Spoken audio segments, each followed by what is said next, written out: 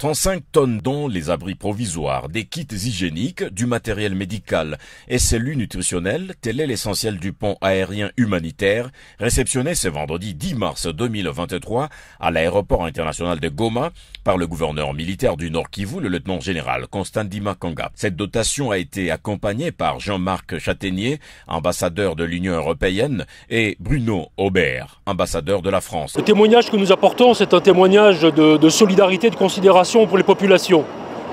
Des populations du Nord Kivu qui, depuis plusieurs mois, ont été déportées en dehors de leur zone d'habitation par les avancées du F-23.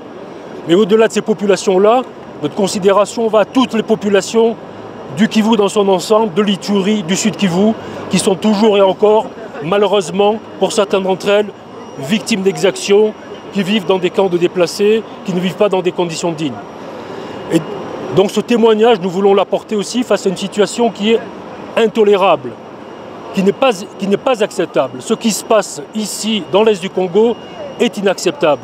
Ce qui se passe dans l'Est du Congo doit être sorti de l'oubli. Au nom du gouvernement central, Constant Ndima a remercié les donateurs, tout en rappelant que le besoin du retour de la paix demeure primordial pour les déplacés. Nous recevons ce lot au nom du président de la République, chef de l'État, son Excellence Félix Antoine Tshisekedi, qui remet ce lot qui a été déjà annoncé lors de la visite du président français à son homologue à Kinshasa, le pont aérien au secours de ce drame humanitaire ici au Nord Kivu, où la population va recevoir ce lot pour le soulagement tant soit peu, parce que le besoin est énorme.